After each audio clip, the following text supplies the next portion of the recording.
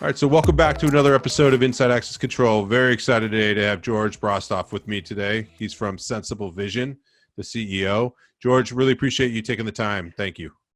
Lee, thank you for giving us the opportunity to talk. Absolutely.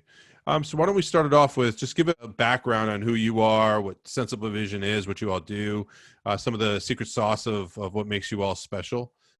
So I'm one of the founders of Sensible Vision, and Sensible Vision was founded way back in 2005 with the notion of making authentication and security much more transparent and much more secure than traditional methods such as cards, fingerprints, or PINs.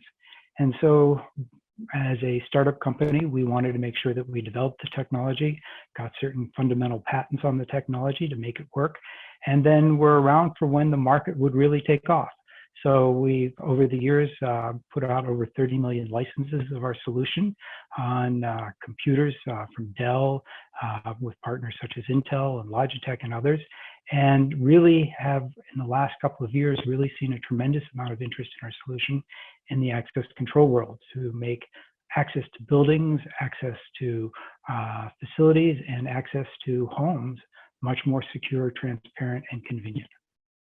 That's great. So I have to believe in the current climate of what you see now, the relative interest in it has, as people are talking about not wanting to touch anything, natural way to do it is you would think with the biometrics, like you said.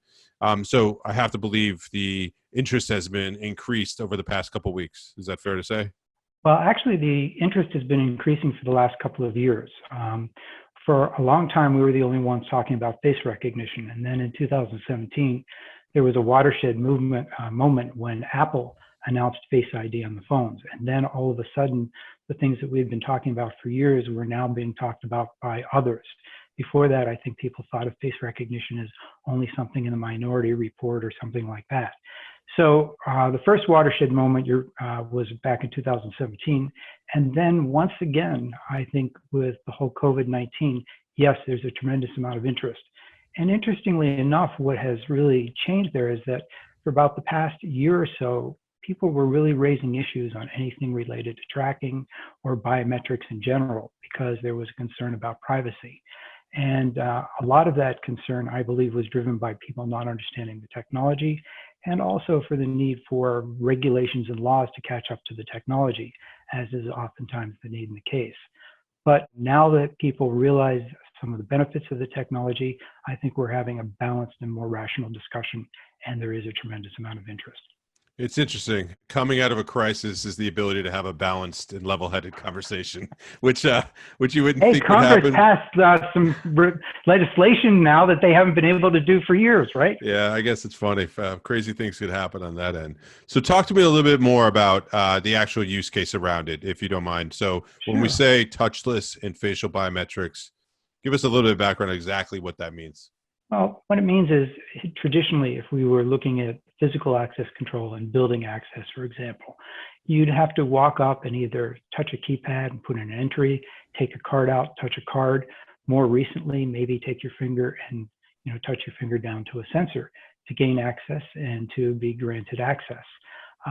What we're talking about now is you can stay in motion, and essentially the door can be open for you, either automatically locked or open simply by walking up to the system, because facial recognition, and in particular the kinds of technology that we work on with 3D facial recognition, allows for in-motion recognition and reliable security of recognizing the right individual, so that they gain access without having to lift a finger or do anything. Wonderful. So it makes it nice and easy to go across. I guess if you could talk specifically a little bit, like I've noticed the mask that you have behind you, and that you have, can you speak a little bit to how you use those? And, there's a handful of conversations around some gotchas and things to be considerate of when it comes to the utilization of this technology. And especially too, something that comes out of crisis, you have a lot of people that all of a sudden are experts in this. So since you've been doing it for a long time, can you speak a little bit to some of the things you need to be paying attention to or take note of? So we'll jump to the mask in a moment, but the first things that you really want to take attention to is the fact that the facial recognition has to work all the time and really be transparent. Because if it doesn't, then you're back to saying, why not just use a PIN? Why not keep the card? And so it has to work under all lighting conditions. If you've got a door that's outdoors and sunlight comes streaming into a camera, obviously that's a problem. If you have people who have different complexions, you don't want to have the kinds of issues that have been problems for Amazon, for example, and the facial recognition routines that they've offered on their services, where sometimes congressmen are identified as criminals. Those are not the kinds of things you want to have happen. And so you want a vendor that has developed the technology and understands the technology enough to essentially address the issues with lighting, the issues with differences of people and the way they look, and then also to make it really secure. And the security goes beyond the kinds of things that we think of with man-in-the-middle attacks or encryption, which are all very important security techniques that are needed for virtually any kind of solution. But in the case of facial recognition, you don't want someone with a mask, in this case, Einstein or Putin, but a mask of an individual being used to gain access. You don't want someone to be able to hold an iPhone picture of an authorized person up. At least we don't have to worry about the Minority Report issue with someone taking out an eyeball. But the truth is that you need a secure solution that rejects spoof attempts, yet instantly recognizes someone without having to perfectly align their face, because maybe their face is a little off axis. Maybe they're looking down. Maybe they're wearing a baseball cap. All of those kinds of things need to be part of the solution, because looks change. Lee, I notice you wear glasses. Some of your listeners may not know that, but you have glasses on. And hey, if you have glasses on one day and no glasses the next, it has to work just as well. A lot of information, a lot to look at and do that. So if people wanted to find out more about you and your solution and just get in touch and really have a conversation, Sure. kind of like how we met, what's the best way to do that? Well, the first thing is I would encourage them to visit our website, which is www.sensiblevision.com. The word sensible and the word vision.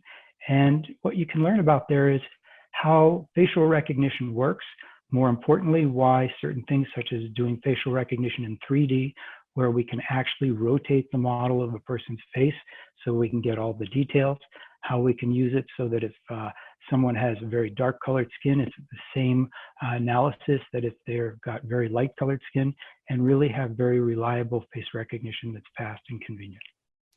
Wonderful. And then before we wrap up, is there anything that you're looking for? So we have a lot of end users, dealers, the industry is typically listening to this. So is there anything specifically that you are looking for?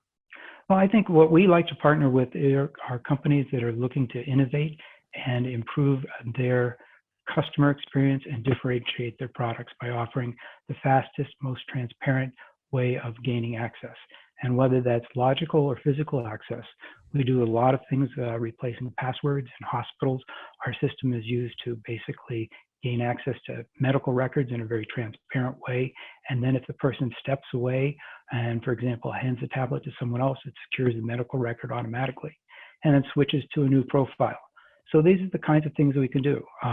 We can also keep track of people tailgating through doors, so that, the distances between people. And with our 3D technology, we can actually locate people in space, all in a way of doing it that's very private and protects an individual's privacy.